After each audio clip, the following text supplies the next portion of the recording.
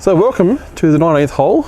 We're coming at you from the Horsham Golf Course, right in front of the 18th green. I have had one of the best games of golf, not scoring, just playing, I've had in a long time. This is definitely one of the best country courses we've reviewed. Oh, by a mile. It's unbelievable. Maryborough is a great course. Every course is different. Yeah. There's different grass here, different undulations, different textures. It's more of a built course. Yep. Where sort of Maryborough and places like that are built on the slope of the land.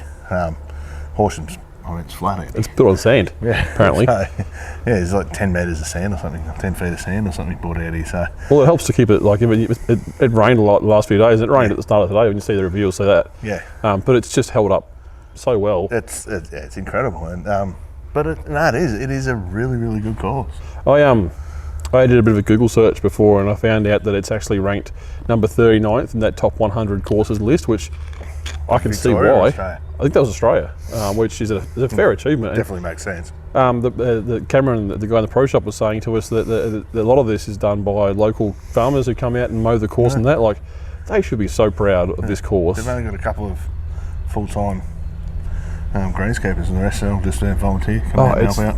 And you know what I love is just around the corner there's a little sign for an after-hours honesty box, and like you're in a country town when you've still got the little honesty box sitting there. Like, it's got a magic like club rooms and a big building and stuff like that, but to still have that. The pro shop's one of the biggest I've ever seen. Yeah, well, we'll overlay a bit of footage of the pro shop and the clubhouse, but it's really pretty to look at. Yeah, no, definitely. It's there's the honesty box there, so I just noticed it. Yeah.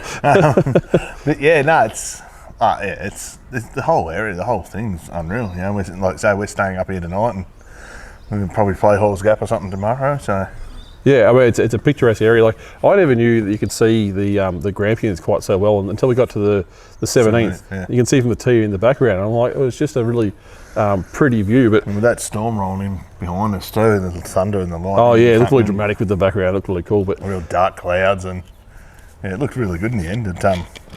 I was glad the sun came out though, because I was starting to get annoyed at the rain. Yeah, I mean, for me it's a catch-22. I don't like the rain either, but then now I'm hot and sweaty, so couldn't really win. No. What I did find though is that I think I found one of my favourite holes in golf, and it's not the signature hole this week. We'll get to that in a minute, but we're going to overlay some drone footage right now. The 10th hole, I don't recall playing a hole that I enjoyed that much. Yeah. From the tee, to me, it looked nice. Don't get me wrong, but I couldn't see until we got up near the ball after we hit a tee shot that you get the corner and there's bunker and bunker and bunker and the beautiful lake and just a stunning hole. I mean, it says it on the board that there's water, but we don't look at the boards. Yeah, we don't take track of what our favourite holes in golf are. We'd ask that occasionally, but for me, I know now, if someone asks me, I'm going to say the 10th hole at Horsham, because that is a fantastic hole. It really is. Mine's the big, I think it's number 6 at Curl Lewis. I've always loved the double dogleg. Oh yeah, yep. But that one's that's definitely pushing it.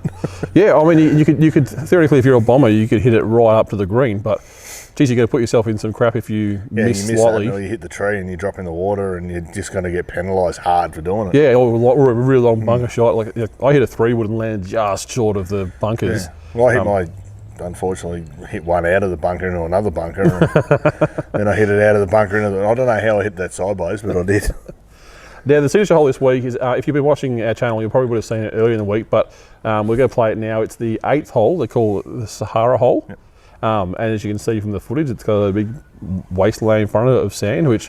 it's very daunting, I have to say. Yeah, well, back in the day when we used to hit poor shots, when I used to hit more poor shots than I do now... Last month.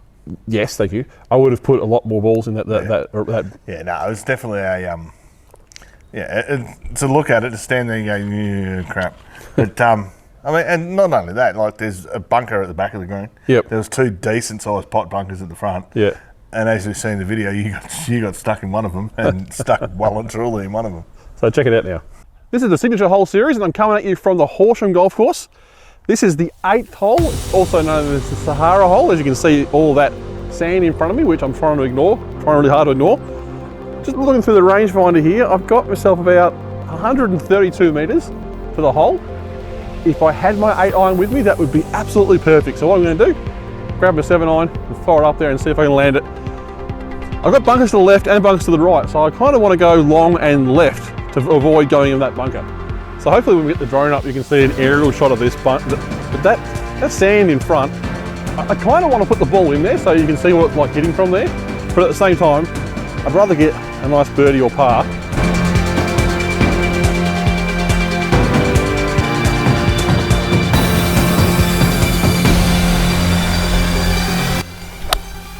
Oh, it's high, it's towering.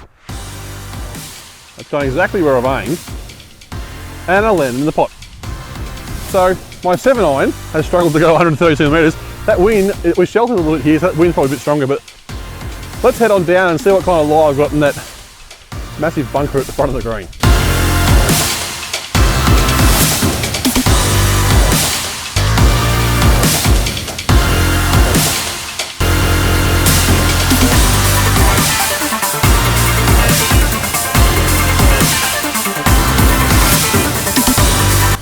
Seriously, like, what is that? Now, I knew this was going to come back to bite me at some point, because if you watch our show called The 19th Hole, which if you don't watch it, what the hell are you doing?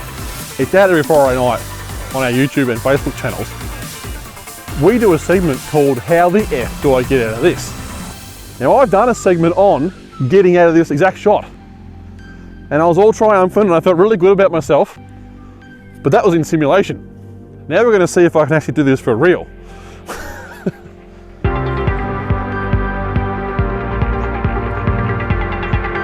By the way, it's a really unfair lie to get after really nice tee shots.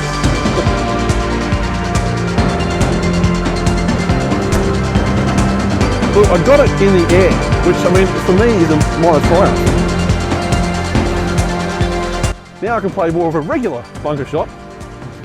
I've got a little bit of green to work with here, so I'm just going to do a little splash and try and run it up there. I did learn the further forward you put the ball in the stance, the more height you're going to get and less distance. So I'm just a little bit off the left foot.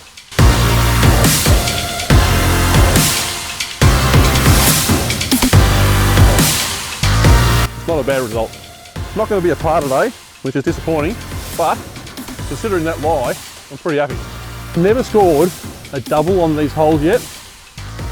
I really don't want to, but if you know me, putting is not my strong suit. I do like to put it nice and close so I don't have to think about it. Fingers crossed.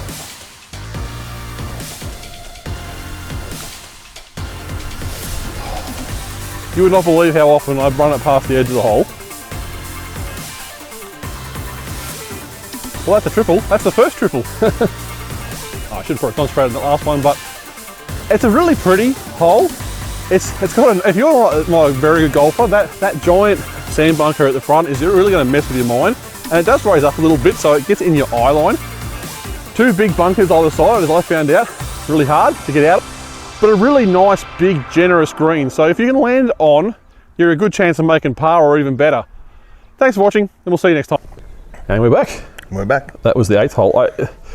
I'm so glad we can get the drone up again because it looks really cool from above, and it just adds to the hole to be able to see from the different angles. But I really flushed that shot, and I don't understand why it didn't land on the green. Well, you didn't hit hard enough. Thank you, Captain Obvious. And that lie, like, that was horrendous. Yeah, that was. I haven't had a lie that bad in, I can't remember the last time I hit that. But not one you haven't deliberately put in there to show it, to prove a point. Yeah, I think the last time I saw that from either one of us, and it was you, was when we played Amesbury. Yeah, that's pretty wet that day too, wasn't it? Yeah, that was saturated, and you had to plug one out of, and you almost hit Josh with the sand coming out. Yeah, that's right, and it was a really good shot, but he didn't turn the camera around because he's too busy yelling at me for nearly hitting him with the sand. Hit him with the sand, he wasn't too impressed about that. I think he dropped a C-bomb at me too. That's not like I like Josh to do that. No, Josh wouldn't swear. He doesn't swear, Judy, I swear, in case you're watching this. So while we're out in the course, Damien found himself in a really interesting spot. And if you've followed us with our 10,000 shots, you know that the shots descended to punch shots because we were so exhausted that all we could do was just stay at the back of the ball. And there's a sign there that says hit me, and when you're worn out, like we were, and we were knacking, it's only 100, it was 80 metres or something to the, I think it might even be less, might even be 60 or 50 metres to them. And to these signs. They're just saying hit me, and with a smiley face. I mean, all you want to do is punch the ball into it. But they lean backwards, which makes it harder. Yeah. And but when you hit them and you hit them flush, they make an almighty bang. And in the middle of the night, it was echo. So every time we did hit one, there was roars come up from the boys. So those couple of thousand shots you had at it may have paid off. It may or did. Well, let's check it out. Righto, so this is one of those little do I get out of this. I've got a nice gap to the right hand side of the green through here. Obviously I can't go high because I'm going to hit trees. I can go low and run it up along the ground if I want to use my putter. Now when we done the 10,000 shots, I done a lot of back foot shots trying to hit a hit me sign that said hit me. So fingers crossed that has all paid off and I can actually get this one out of here and get it up near the green somewhere.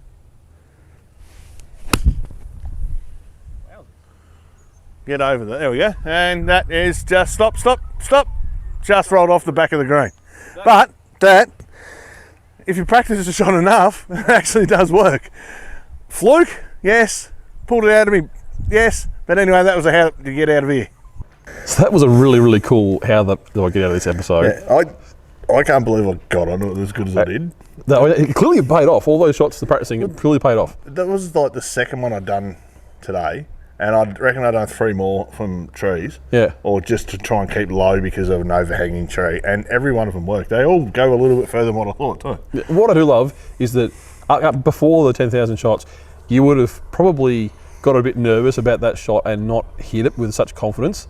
But you just went, I know how to do this. And you just went whack. And it sizzled out of there beautifully. Yeah, tomorrow could be a completely different day. Oh yeah, I'm sure all the good memories will whittle away into a distant memory. But no, it was, when it came out, like you said to me once it happened, you thought it was going to go too long. And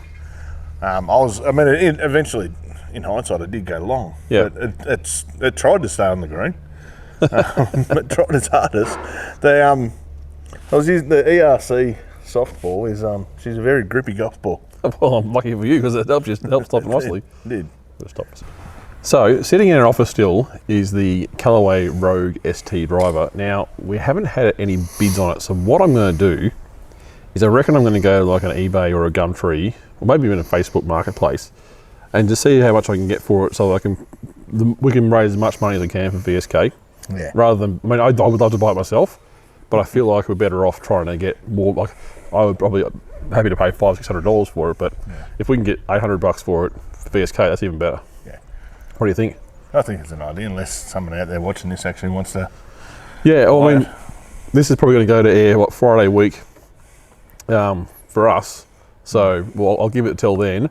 So if you guys want it, make sure you leave a comment down below. So we did a new thing on the course today. We did a live stream on what hole was that? The 12th? I want to say the 13th. No, 11th. 11th. That's right. Half 3. You had a shocker. I did too. It was a bit of an ordeal because it takes like the laptop and the phone and the camera and all that sort of stuff and the microphones to get it to work. But I was pretty happy with that, considering we left the phone behind and dropped out for a minute there, which is unfortunate. But good, thanks. Good. Considering that was our first time doing it, I would love to know what people thought of that. And we scheduled it at 12 o'clock, but there was actually flogging down rain at the time, so we couldn't actually do it at 12. And also depends on the course too, whether there's actually signal on the course. But I want to know if people want to see more of the live on the course stuff, because it's a lot of fun actually getting out there, and if we can see the comments too and answer it, and I actually quite enjoy it. Yeah. What do you think? Yeah, no, look, I had fun. I had fun watching back in you as you keep hitting it across the green. I have never hit a shot so crisp. If you haven't seen it, go to our channel. It'll be in the list of live streams. I've never hit a shot so crisp out of a bunker and just flew the green. It must have been because it was so wet or something. You just hit it like a normal shot and it came out and went straight over my head and into the trees on the other side. I like to consider myself a reasonable bunker player. Like, I'm not great, but I'm not bad at it either. That was just weird. Yeah, and the next shot it left me with was 9 impossible. Yeah, and you hit that into the bunker. Yeah, I know. So, yeah. But anyway, it was a bit of fun, and you happened to cream it. So maybe you thrive under the pressure. No, I think with that new grip, it's working really well with my low irons. Yep. And my mediums. 6 iron down. Not so much on the driver and the 5 iron that today. Yep. But there's still a lot of, I mean, my hand's still shot from the 10,000 shots, so Yep. Now, I'm putting a lot of bad stuff down to that. Yes, that's a nice excuse, isn't it? Yes. So we're about to head off to our accommodation now. We're pretty stoked about the stay and play. We're going to get ourselves a nice feed. We may even show a bit of the footage on the end of this episode, so check that out. Yep. We'll try and organise something for you guys to do a similar thing to that, and we'll send it out to you, and hopefully you can head up here and check it out, because we've had an awesome time. Yeah, no, it's definitely, get out of Melbourne.